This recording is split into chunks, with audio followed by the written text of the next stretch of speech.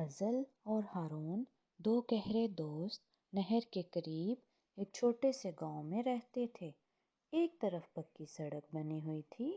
ہارون کا گھر فضل کے گھر سے کچھ دور شہر کے قریب تھا۔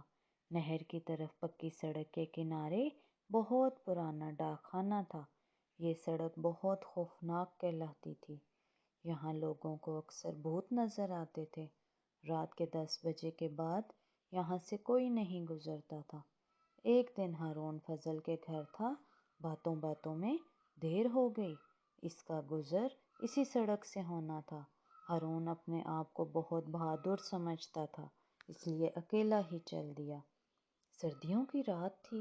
اس نے سوچا یہ بہت پرانی باتیں ہیں، یہاں کوئی بھوت وغیرہ نہیں ہو سکتا، لوگ یوں ہی ڈراتے رہتے ہیں۔ ایسا کچھ نہیں۔ وہ سر کو جھٹک کر آگے بڑھا۔ ہارون سنسان سڑک پر جا رہا تھا۔ آج تو رات کے 11 بج گئے۔ اس کو بہت سردی محسوس ہوئی۔ سڑک بہت سنسان تھی۔ دور سے چوکیدار کی سیٹی کی آواز آ رہی تھی۔ وہ اپنی دھن میں جا رہا تھا۔ جب وہ پرانے ڈاک خانے کے قریب پہنچا تو اچانک سامنے ایک لڑکی آتی ہوئی دکھائی دی۔ اس نے سبز لباس پہن رکھا تھا، 2 چوٹیاں کیے ہوئے تھیں۔ وہ دونوں ہاتھوں سے اپنی چٹکیوں کو پکڑ کر ہارون کو غور سے دیکھے جا رہی تھی۔ یہ دیکھ کر ہارون کے حواس گم ہو گئے۔ وہ تو ہمیشہ بھوتوں کا مذاق اڑایا کرتا تھا، لیکن لڑکی کو دیکھ کر اس کے اوزان خطا ہو گئے۔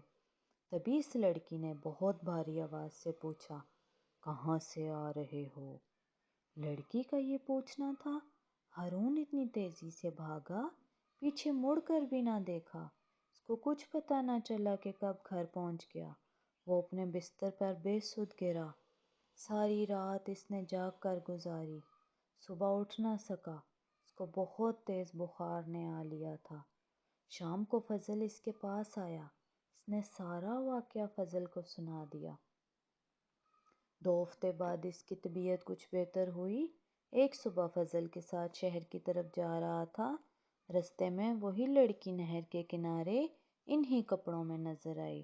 وہ ایک ٹھیلے والے سے پھل لے کر کھا رہی تھی۔ ہارون نے اس ٹھیلے والے کے پاس جا کے پوچھا، یہ کون ہے جو ایسے حلیے میں ہے؟ اس نے بتایا، یہ ایک کسان کی بیٹی ہے، اس کے باپ کا پچھلے سال انتقال ہو گیا۔ وہ اس صدمے سے پاگل ہو گئی، تبھی سے اس کا یہ حال ہے۔ یہ سن کر فضل اور ہارون بہت ہنسے۔ آج تک ہارون کو وہ رات ہمیشہ یاد ہے۔ اصل بات معلوم ہونے کے بعد بھی وہ ڈاک خانے والی سڑک سے رات کو کبھی نہیں گزرے۔